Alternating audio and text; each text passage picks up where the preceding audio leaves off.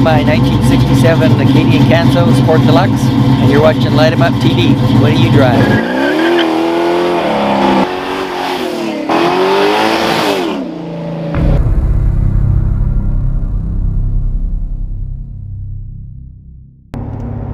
It is Mike here once again with another episode of Light 'em Up TV. What do you drive?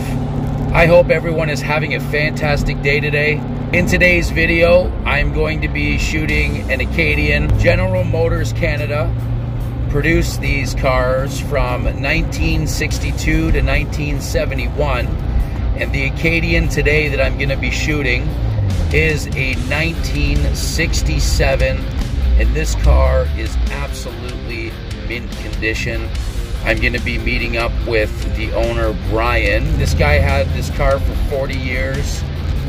He's won multiple trophies and awards at car shows, and this car is pretty sweet looking. So everyone, stay tuned, stay locked, buckle up, throw it into first gear, and smash that foot on the gas.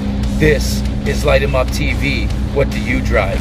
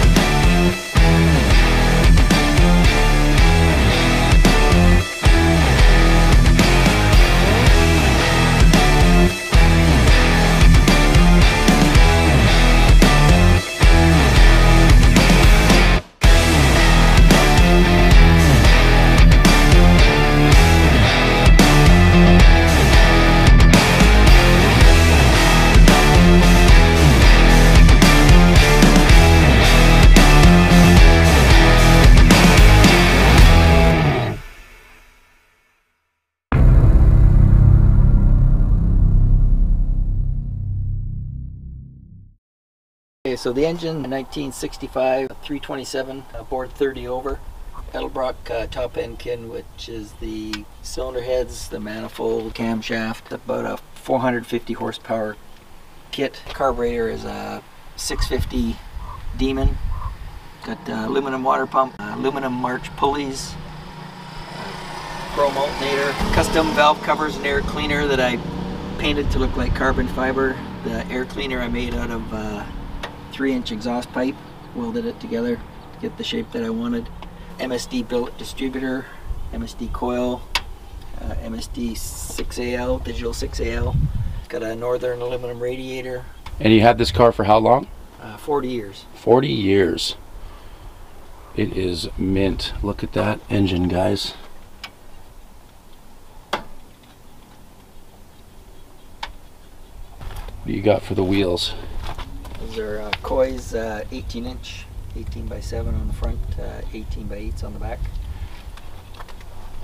And what do you got for the exhaust?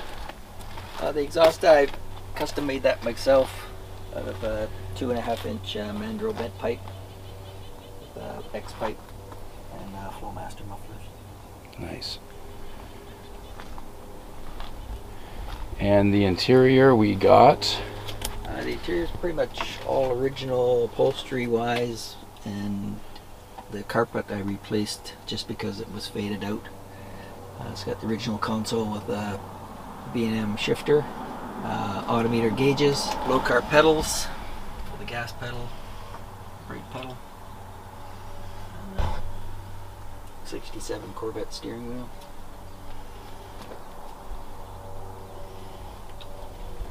Okay, the suspension I did probably in two kind of time frames. The rear suspension I did first. It was a aftermarket, sort of like a pre-production kit the company put out.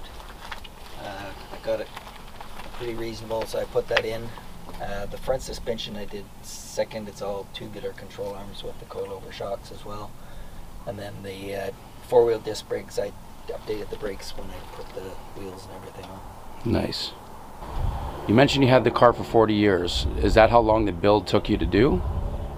No, it's originally it was my high school car, so I drove it to high school till I finished high school, and then I drove it pretty much every day to go to work and whatnot. Probably in the early 80s, I sort of changed the car quite a bit with the engine and whatnot, sort of made it into like a show car, drag car. So I drag raced it and took it to a lot of car shows, a lot of indoor shows and stuff. Drove it to California, went to some shows down California. Nice. A lot of shows in Seattle. So it was just like a, you know, a regularly driven car. Probably in the later 80s, early 90s, it sort of spent a lot of time parked. I didn't drive it quite as much, but you know, as the summertime came, I drove it more in the summertime, parked it in the wintertime. Just, you know, doing little things throughout its whole life. I did a major sort of a refit on it about 10 years ago. Got rid of a lot of the drag stuff, went more of the pro touring kind of look. Yeah. With the bigger wheels, custom engine, a little more updated. So I was in your garage and I saw a lot of trophies. Now, any of those trophies belong to the Canso here? Yeah, pretty much all of them. Mostly car shows, drag racing trophies. Drag raced quite a bit. Nice. Won a few of the street car shootouts they used to have back in the 80s. Nice. So what's the quarter mile time on this? I never had it on the quarter. Oh, okay. Only at Western Speedway, pretty much. So it's probably in the high end of the street class. I raced in the pro class a little bit. Mm-hmm. It was a little nice to race in the pro class because I was at the sort of the bottom end of the time. So yeah. I got the lead first, and everybody had to sort of catch me, so it gave me a little bit of an advantage. So Yeah. I could sandbag a little bit. But Now, why did you pick the Acadian? the Acadian, I hadn't really seen one just because it's a pretty low production car. They only made 315 of this model. Yep. I'd sort of been looking at Chevelles and Novas Yep. until my dad sort of found this one day at a swap meet and told me to go have a look at it. And once I saw it, I was like, yeah, I'll take that. Yeah. So it had half the money, and he loaned me the other half to buy it. So it Nice. And what was the cost back then for a car like this? It was $5,500, which was a lot of money in '81 $5,500. for a car. You know, most cars back then you could get for like $1,500, $2,000. Yeah, 1981, guys. $5,500. It was probably a lot of money just because it was such a unmolested original car. It only had 51,000 miles on it when I got it. 51,000 miles on it. So it was practically a new car. Wow. Oh, and you mentioned something off camera as well about the paint job. Now, guys, this paint job, there's no justice here on the camera. In person, this paint job is mint. It was originally butternut yellow. The guy I bought it off painted it black. But unfortunately, the black reacted with the lacquer underneath and it all cracked. So I had to strip it all off, down to bare metal. Wow. And have it repainted. $550. So guys, hope you enjoyed the video. Big thank you to Brian, again with his 1967 Acadian, and see you guys soon.